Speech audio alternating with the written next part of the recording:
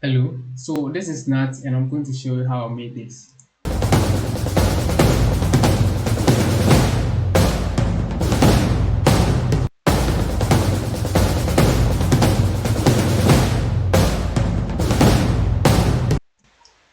So spot motion is a very fun part of motion graphics that I love to do. And basically you have two approaches that I normally go through. The first one being the normal one that is when you have design or art boards or your storyboards before you even go to After Effects. And then secondly, I call it freestyling. Yeah, and basically this is when you just hop into After Effects and then you start manipulating things and getting things together. That I love that very much, but at times it gets to a point where creative block sets in.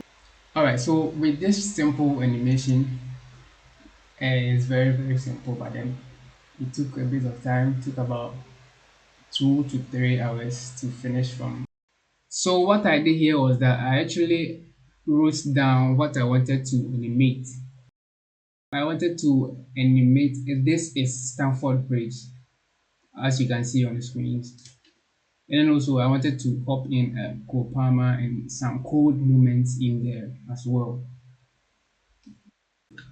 With this test, what I did was to, after typing this, I converted the text to an outline, and then with the outline, I just animated the path. It's a very easy way to. This was just a path animation where I animated the path, stretched them left and right.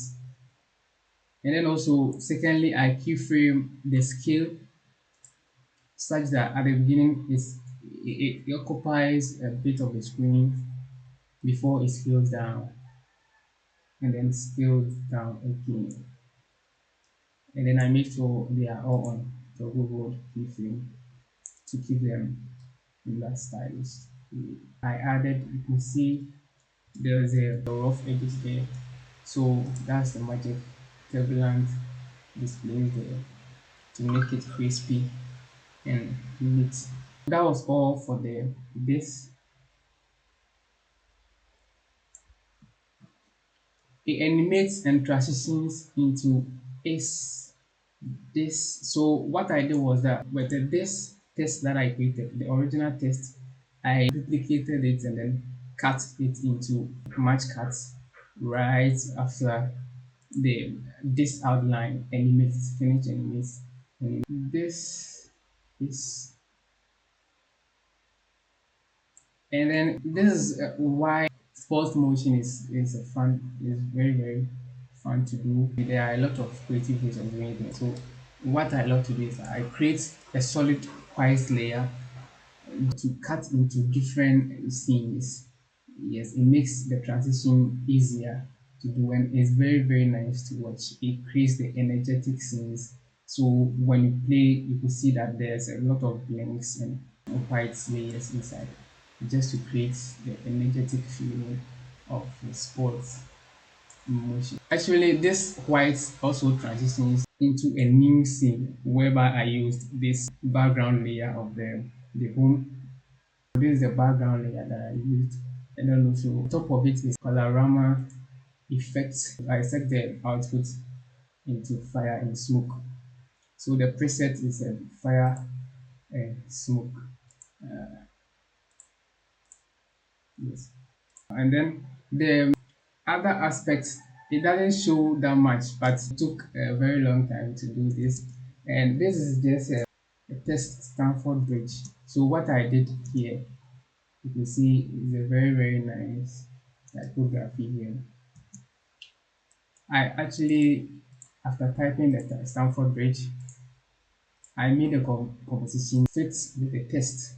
In the precom tool, what I did was that I also increased the heights and width of the composition so that I will make it a bit longer and bigger enough to fit inside with all the effects I'm going to apply. After all was done, I had to pre-comp once again and then add a repeater So the repeater was added here. The repeater was added here. So you can see that this is the actual comp that I trained.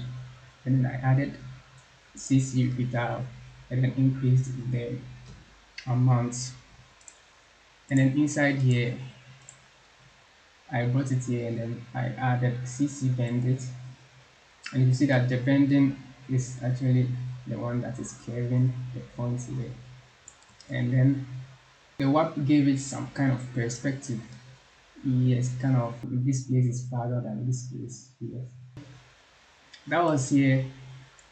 I used it as a background for the home stadium.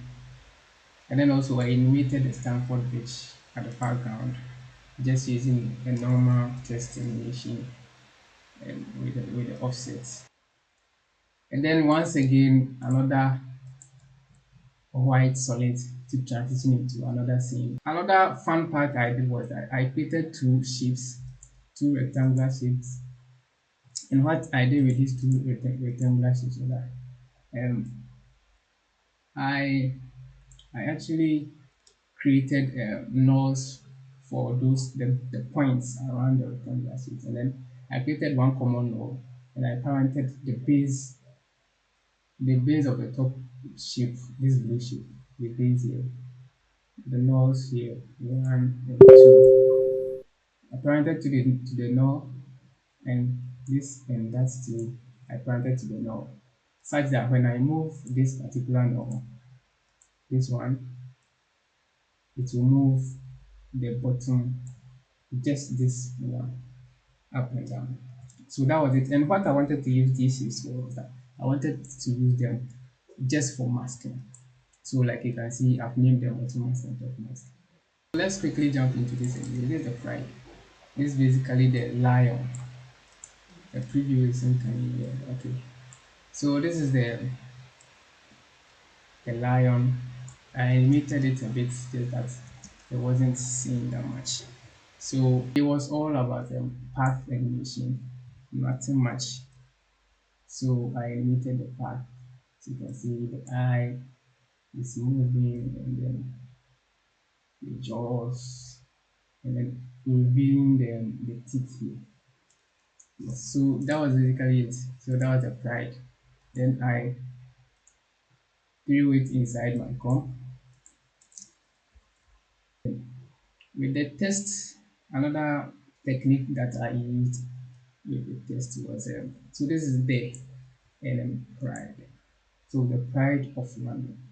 So these two letters, I pre-comped them so you can see them, and then make sure that the composition settings is scaled around the text so that there will be a small space around them. After that, I animated them this way. That's it. And then same to the pride. Vary the pride, it moves to the other direction. What I did next was after pre-comping them, then it means I can quickly add corner pin so that I can give it a bit of perspective to it. So the corner pin actually gives it perspective so that I slant it. Yes. What I did next was I added aroma as usual, and then I set the preset to blue, ramp blue. So I kept on adding more adjustment layers just to give it a bit of sauce, more sauce. With this particular adjustment layer, I set it to negative to make it black and white, whereby the white will transition into the solid layer that follows.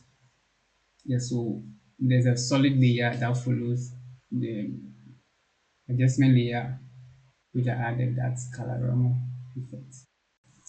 This frost on the screen was a free footage that I downloaded from YouTube, and then I set the blending mode to screen, just so that it will blend with the. This part seems a bit complicated, but it's very simple. It is just as creating a black and white gradient and using it as a displacement map. So quickly I had to hop into Photoshop and create this black and white layer as in painting. So I painted the shadows with the black, then highlights with the white, and then midtones with gradients. And I got this brush preset from Behance. It has a very charcoal feel with it, and I really love it. With this particular layer is the layer I used for the displacement map. So what the map is actually doing is that the part that is white is going to be scaled and the dark part is not going to be scaled at all. The gray part is going to be scaled a little bit. So that gives it the frosty nature. You know, when ice freezes, you could see through it, but then it has some distortion. That is the exact distortion I wanted to create, and that is the approach I used. I used the displacement map and then I set both to alpha. With this particular layer, I used it as the frost. So what I did was I just added a tint effect and then I set the darker part to blue. Then other parts I maintained it as white just to give it that bluish frost nature. So you could see that without the tint, yes, and then with the tint, you could see clearly the ice nature. And that was that for the frost. I duplicated a few times and then cut it into two, and that was where I added the shutter. So at this point, I wanted to break apart. So I had to duplicate the already added effect and then send it to the far part and add the shutter. The shutter starts exactly at the start of the layer. So I had to push the layer backwards a bit just to where it is starting. And then I set the gravity to 5 to give it a bit of speed when falling.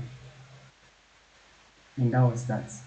So the final part is where I added source. So I created a new composition, threw in my main composition, and then it was time for source.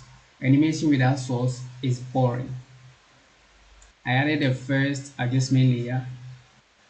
I added solid first, and then with the solid, I set it to gray and added a noise or grainy texture. As you can see, there is a bit of green, and I set the blend mode to soft light. I created another adjustment layer, and with that adjustment layer, I only added posterize time, I set the time to 24, another adjustment layer, and I added looks. So looks is basically a plugin that I got from online. It's very good, and I love using it. It gives it a cinematic look, and I just added some few one or two effects. It has a lot of effects. I added to just to make it minimal and not saturate it with too much. So you can see without it and with it, it looks a bit cinematic. And that was the final.